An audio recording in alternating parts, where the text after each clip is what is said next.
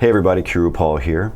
My voice is probably a little bit off today, and that's because I'm sick. Yes, I'm recovering from something I picked up on a cruise recently. So I have sequestered myself in my office so I don't get my family sick. So it's kind of boring in here, but I'm getting a lot done. Anyway, so what I'm doing in today's video is answering a question from one of the members of my Qroo Spanish Crew.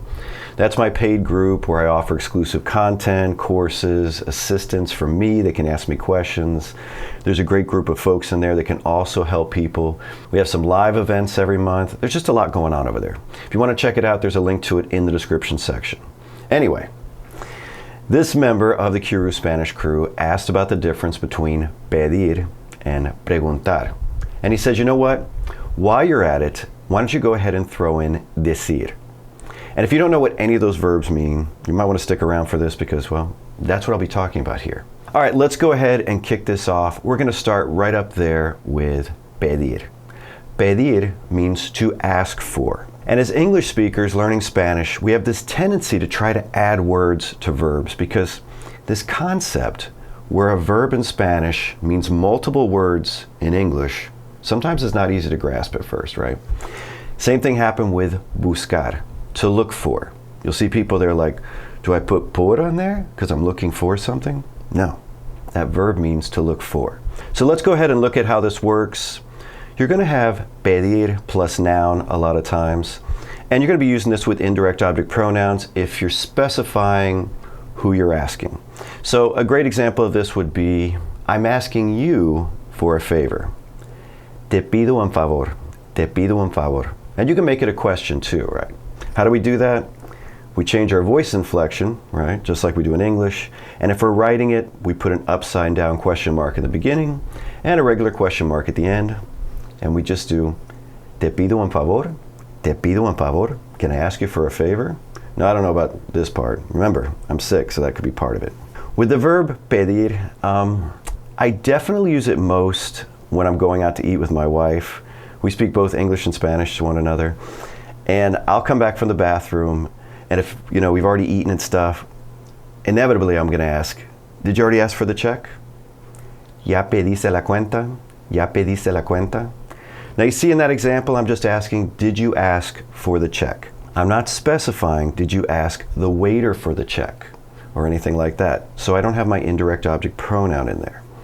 Now I could specify that. I could just say, ¿Ya le pediste la cuenta? And leave it like that, and that would mean more like, did you already ask him or her for the check? Or I could add a little bit more at the end. ¿Ya le pediste la cuenta al mesero? Did you already ask the waiter for the check? Or a la mesera? And for you folks that are over in Spain, because I have about 13% of my audience that is studying European Spanish, camarero would be your one for waiter or camarera. Now the other way that I'll phrase this when we go out to eat is I'll ask my wife, do you want me to ask for the check? Meaning, are you ready or we're going to head out of here? So I bet you can do that one. Have you seen my series on subjunctive triggers? Do you know what the subjunctive is? If you don't know what the subjunctive is, my short answer is it's a different set of conjugations that are triggered by certain grammatical circumstances. That's it. That's the easiest way to understand it. So, do you want me to ask for the check is a classic subjunctive trigger. Go ahead and try that one. Do you want me to ask for the check? You ready? ¿Quieres que pide la cuenta? ¿Quieres que pide la cuenta? So we have ¿quieres que? Do you want that? Right? I do something. So pedir has to be in the subjunctive. In this video, I'm not getting into how to conjugate into the subjunctive. I do have a video on that. You can, go down that rabbit hole. Just go to actually playlists and just start binge watching the subjunctive triggers playlist. That's all you really need to know. So we have ¿quieres que pida? Pida. Do you want that I ask for la cuenta, the check? All right, so you've got that pedir with nouns. That's easy, right? Since we're already down the subjunctive rabbit hole a little bit, we're going to make this more complex, and we're going to be talking about pedir que plus subjunctive. And you're like, why is it plus subjunctive, Paul? Well, this is when I'm asking someone to do something. This is when pedir, it really comes in handy, and it's going to trigger the subjunctive. I'll give you an example, okay? I'm asking you to arrive early tomorrow. Okay? That type of asking somebody to do something fits pedir perfectly. But it's going to be in this formula. All right? So we have pedir que plus subjunctive. So I'm asking you, te pido, to do something, right? That's where our que drops in. Because literally what we're saying in Spanish is, I'm asking of you that you do something. So we have te pido que, that you arrive early tomorrow. What's arrive? Llegar. Llegar. But it has to be in the subjunctive. Te pido que llegues temprano mañana. Te pido que llegues temprano mañana. I think one of the easiest ways to learn Spanish as an adult is to break it down into little patterns and formulas you can remember, like pedir que plus subjunctive. Now you know, no matter what verb you plug in, it's going to be subjunctive. Just knowing that formula will allow you to say a lot of different things. We spent way too much time on pedir. I think I probably lost some folks here. They were like, okay, I don't know how this thing started, Paul. Okay. So we're going to get into our next verb because we're comparing here, right? And we're going to get into preguntar, which means to ask. Now this is the kind of ask when we're asking somebody for some piece of information, something like that. This one's pretty straightforward. It's not going to be as complex as pedir, I promise you. The children asked why there are no classes today. Los niños preguntaron por qué no hay clases hoy. And another one of my favorite words is in there, just got to point it out, hay. Right? Just like your I, but kind of a little shorter, I. And that means there is, there are, or is there, or are there. You just plug in nouns. You don't have to mess with it, conjugate it. It's perfect. Now, if I want to ask somebody, can I ask you something? How would I do that? You want to try that one while I get some coffee? I'm obviously losing my voice here a little bit. You got it? ¿Puedo preguntarte algo? ¿Puedo preguntarte algo? Now you could have put that te right up there in front because our indirect object pronouns, direct object pronouns, reflexive pronouns, they can be attached to the infinitive on the end or appear before a conjugated verb. Sometimes you got options, sometimes you don't. You do in this one, so you could ask, ¿te puedo preguntar algo? Or ¿puedo preguntarte algo? Either way. Now I know I'm talking primarily about preguntar, but sometimes people try to make preguntar fit something that would be better for to ask a question. So I'm just going to show you that one. Hacer una pregunta, right? Hacer una pregunta. So in Spanish, we're saying to make a question.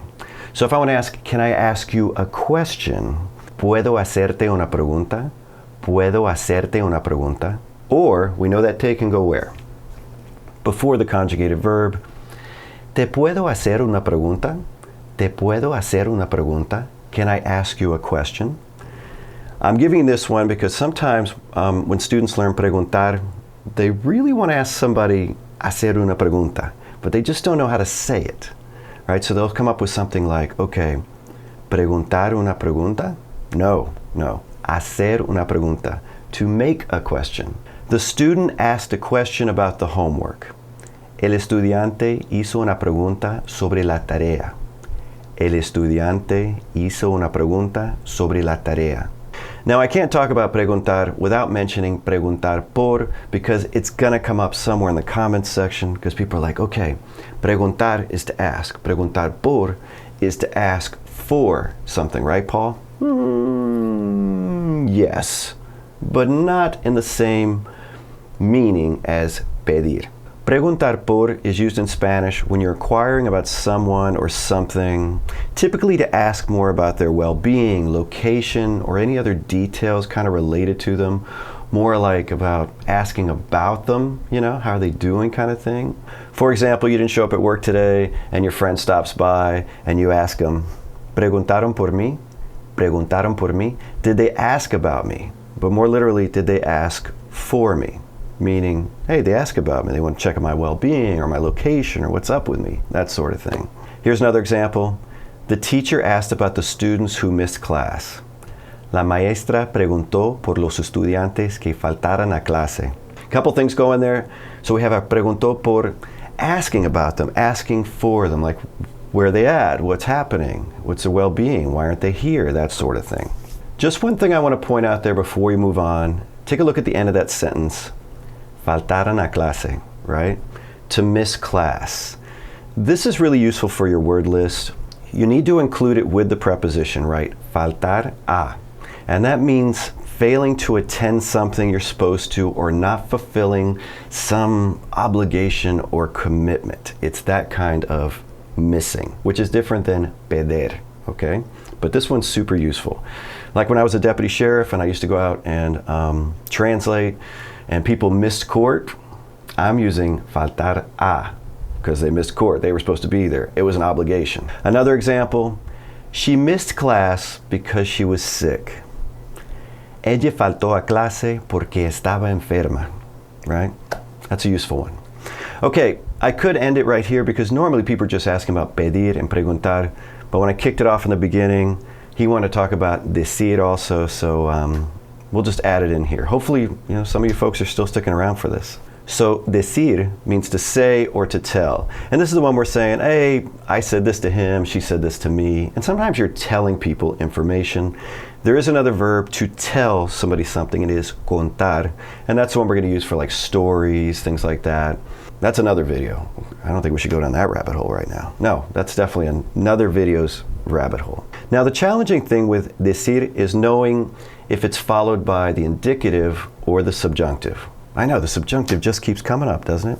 That's because it's the keystone to learning Spanish, folks. You're never going to be really good at Spanish unless you just embrace the subjunctive. And I hope you do that. All right? So, if decir is only relaying some type of information to somebody, it's followed by the indicative. And if it's telling somebody to do something, meaning more like a command or a request that somebody does something, that triggers the subjunctive. Juan told me that the party would start at 5. Now, is Juan telling me to do anything? No, he's just relaying information. So, Juan told me that. Juan me dijo que. Our next verb will not be in the subjunctive. In this case, we're saying that the party would start at 5. That would start at 5. When we're talking about future events in the past in English, we use that conditional, would. In Spanish, they do the same thing. So we can put que la fiesta empezaría a las 5. We stick it all together. Juan me dijo que la fiesta empezaría a las 5. Let's compare it to this one. My wife told me to go to the store to buy bread. Now, is she just relaying information? No. This is, and we could debate if this is a command or a request. Doesn't matter which one it is. This triggers the subjunctive. So, my wife told me. You want to start that part? Now, you may have started this one in one of two ways. You may have said, mi mujer me dijo, which, to English speakers just sounds terrible, doesn't it? My woman told me, but it is a really common way to say wife. In Spanish, it's not considered derogatory or odd like it would be in English. Sometimes you got to embrace it. Or if you feel more comfortable with the very generic, mi esposa me dijo. Sounds a little stuffy when you're talking with friends, but it's fine. I'm going to stick with mi mujer because I understand the culture. It's okay. What did she tell me to do? Go to the store to buy bread. Can you try it? Want to do the whole thing? Do the whole thing. Okay, what do we end up with? Mi mujer me dijo que fuera a la tienda a comprar pan. So we had fuera a la tienda. My wife told me to go to the store. Fuera is in the imperfect subjunctive of ir. Remember, if you don't know about how the conjugations work, where are you going to go? Wordreference.com. Fuera a la tienda a comprar pan. To buy bread. Now, some folks out there might have been like, I really like para in there. In order to buy bread. Para comprar pan. Why can't we put para? This is something I talk about in other videos, especially when I get into para for purpose. Love para. Use it all the time. But there is a tendency in Spanish that when you have a verb of motion, and not all verbs of motion will it happen every time, but definitely ir, that you're going to a place to do something. That to do something is expressed with a and not para. Is this an absolute rule? No, it's not an absolute rule. It is a tendency in Spanish, which means if it's a tendency, you'll sound more natural if you follow this. So stick it all together. My wife told me to go to the store to buy bread. Mi mujer me dijo que fuera a la tienda a comprar pan. Well, that's it for the video. If you enjoyed it, do me a favor and give it a thumbs up. And until next time, hasta luego.